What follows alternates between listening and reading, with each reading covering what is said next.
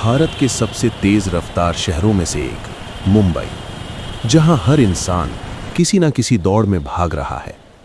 और इसी मुंबई के एक नामी कॉलेज में पढ़ता था एक लड़का, अर्जुन। अर्जुन अमीर नहीं था, उसके कपड़े सादे थे, जूते पुराने थे और जेब अक्सर खाली रहती थी। लेकिन उसकी आंखों में एक अजीब सी गहराई थी, ऐसी गहराई जो बहुत कम उम्र में बहुत कुछ सह लेने से आती है। वो ज्यादा बोलता नहीं था, क्लास में आखिरी बेंच पर बैठता, लेक्चर सुनता और चुपचाप कॉलेज से चला जाता। लेकिन फिर भी पूरा कॉलेज उसे नोटिस करता था, क्योंकि कुछ लोग भीड़ में भी अलग दिखते हैं।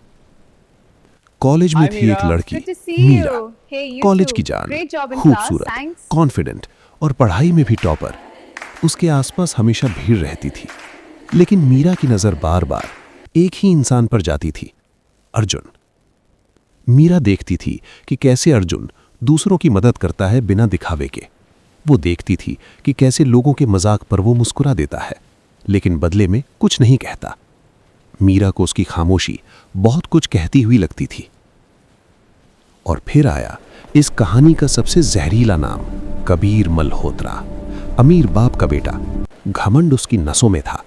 कबीर को लगता था कि कॉलेज में सब कुछ उसी का है, नाम, रुतबा और मीरा भी। लेकिन मीरा हमेशा कबीर से दूरी बनाकर रखती थी, और यही बात कबीर को अंदर ही अंदर जला रही थी।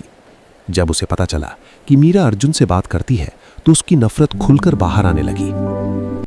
धीरे धीरे बेइज्जती रोज का सिलसिला बन गई। कभी कैंटीन में अर्जुन की ट्रे गिराती जाती, कभी क्लास के सामने उसके कपड़ों का मजाक उड़ाया जाता। इतने सस्ते कपड़े पहनकर कॉलेज क्यों आता है? सब हंसते। और अर्जुन सर झुकाकर सब सह लेता।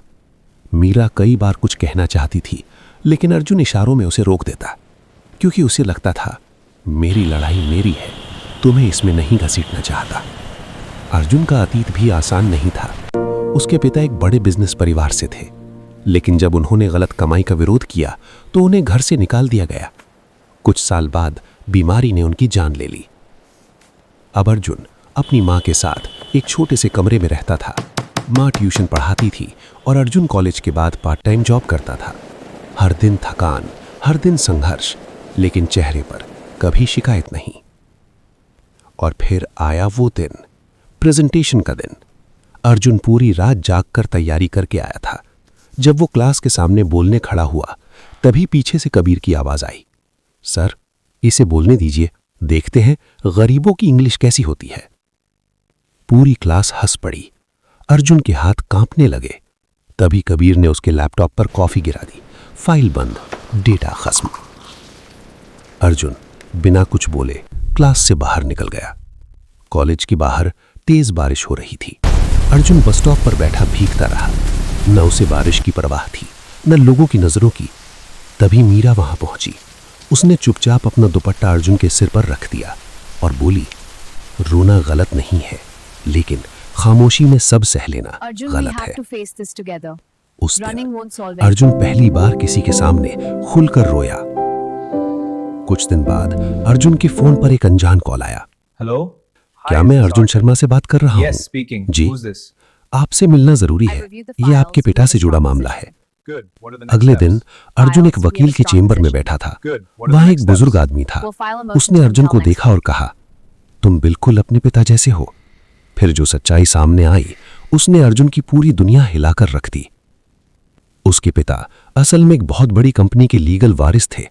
घर से निकाले जाने के बाद सारी प्रॉपर्टी कोर्ट में फंस गई थी, और अब सब कुछ अर्जुन के नाम था। जिस लड़के को लोग रोज नीचा दिखाते थे, वो करोड़ों की जायदाद का मालिक बन चुका था। लेकिन अर्जुन खुश नहीं था। उसकी आंखों के सामने मां की मेहनत, पिता की ईमानदारी और अपनी बेइज्जती सब घूम रहा था। और उसी पल उसने तय कर लिया, अब वो चुप नहीं रहेगा। अगले दिन अर्जुन कॉलेज पहुंचा। इस बार कदमों में डर नहीं था। कबीर ने फिर ताना मारा, लेकिन इस बार अर्जुन रुका, धीरे से बोला, कुछ लोग पैसे से बड़े होते हैं और कुछ संघर्ष से। पूरी क्लास सन्न रह गई। मीरा की आंखों में आंसू थे और गर्व भी। अब सवाल यह है कि अर्जुन अपनी सच्चाई सबको बताएगा या चुपचाप अपने तरीके से इंसाफ करेगा। क्या कबीर अपनी करनी का फल पाएगा? और मीरा, क्या उसे अर्जुन की पूरी कहानी पता चलेगी?